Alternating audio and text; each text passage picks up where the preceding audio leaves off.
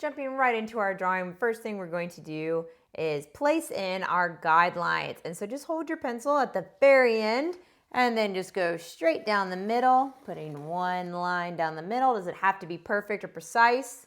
And keep it light, because by keeping it light, you're going to make it much easier on yourself later to erase these marks before painting. And then, of course, one horizontal line, just like that. And you can like redraw just a little bit. So you just like one line down, one line up, nothing perfect, just something to give you a general idea for space awareness. Now this is going to be our top left square, top right square, bottom right square, and bottom left square, and that's how we'll refer to it when we are placing in our little octopus in these shapes. So how to start our octopus, we're gonna go with 2 circles right next to each other, right next to our vertical line in the upper left portion of our squares, our upper left square. So you did 2 circles just like that, right next to each other, touching the edge. Keep it on the upper portion, but not too high, because then we won't have room for our fun little tentacle. It's going to be going over the head. Next, you're going to place in a triangle coming from your 2 circles. So your triangle comes just below that horizon line, or that middle horizontal line right there. And that's going to be the body of our octopus.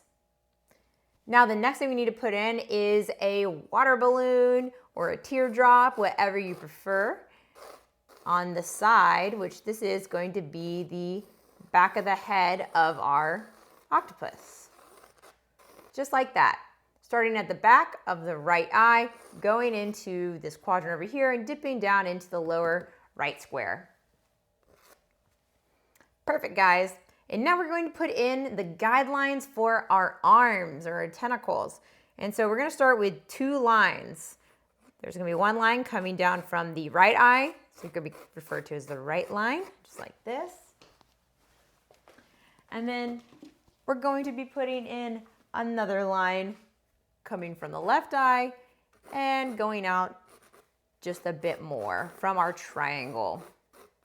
So think of them as 2 tusks coming down from the eyes. So it's like a tusk coming down from that eye and another tusk coming down here. And now once your line comes down below your triangle, you're going to actually start to add in some squiggles. And so the first arm we're going to be working on is actually this guy right here. So it swoops down and then it curves back, doing a nice U right here, and then curves over and ends in a swirl over your other line. So we're going to go ahead and number our arms. And now you don't have to do this. This is just going to be how I do this in order for you to reference different lines, because they all are so similar. This is going to be line 1 or arm 1 right here. And this is going to be arm 2. And now this little arm right here, number 2, it's going to be swooping down just a little bit, coming into the lower right square. And little swirl, little tick kind of going off to the side, whatever way you prefer. And you can see I hold my brush either normally like this, or for a little bit more of a loose feel, you can hold your pencil just like this. Excellent. And keep in mind that these are just going to be your little guidelines for filling in around your arms. The next one is going to start just below the right eye to the right of our number 2 line, coming down and then sweeping back this way and then curling back in, kind of doing a little swirl, kind of like a whirlpool, and connecting back up here.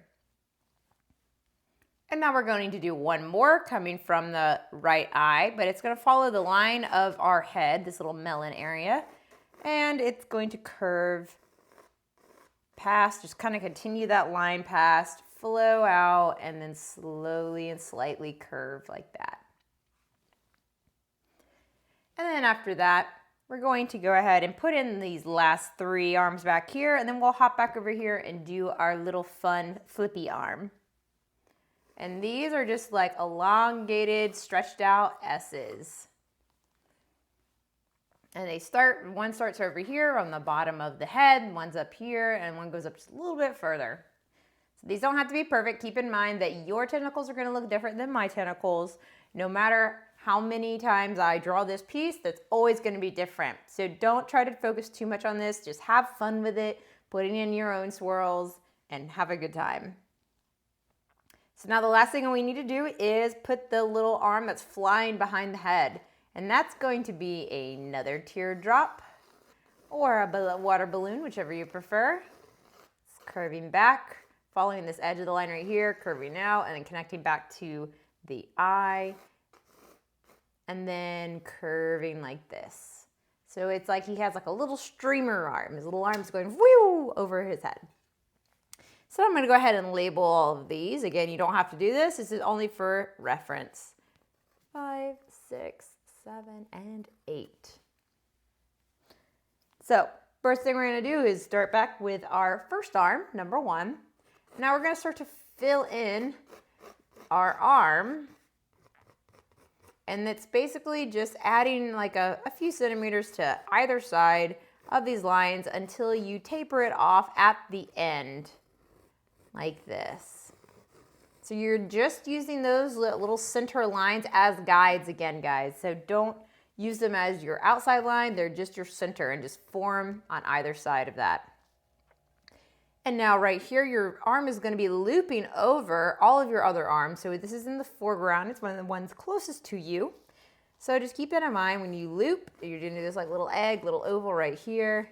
Going to swoop down below and then continue into our number 2 arm.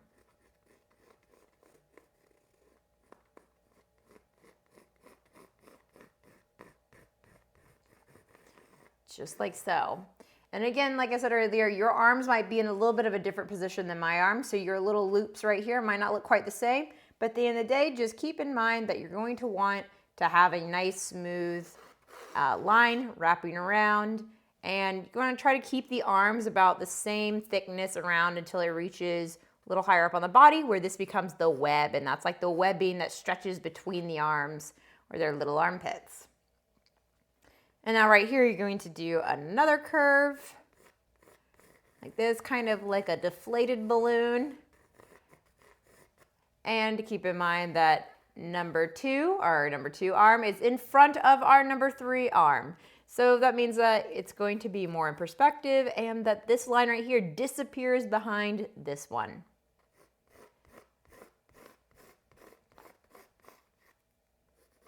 And then as the arm curls, your arm is going to overlap itself. So also keep that in mind. So you see right here, the little end of his arm is in front of the back side of the arm. Just like so. And now for this one right here, you're going to do another little curve and then continue on into this arm. You're doing awesome, guys. I cannot wait to see your work. Remember to be sharing your process with us, please. We would love to see it. And if you have any questions, comment below and we'll get back to it as soon as possible. And now for our furthest away arms, the ones that are behind the body, you're gonna curve one more time right here. And then again, you're just repeating the whole process. You're just filling in the arm on either side of your line. And now this guy right here is actually going to still again connect. Like, so you do that little arm thing, little swoop, and you're gonna go up. And I decided to fix my arm a little bit right there. And now this one is just going to be completely hidden behind the body. So there's no need to add an extra web there. I'm gonna go ahead and just redefine the head of my octopus right there. Excellent, guys. Now we're just going to focus on to the last arm, and this is our number 8 arm, and you're going to start over here on the left side, and you're going to curve up. So remember, we still have all of these little arm, little curves, little webbing between each arm. So make sure you put that in there, because that's really one of the things that makes this piece more smooth is making sure you add in those curves. Awesome. Then again, you're just doing the same thing, filling in.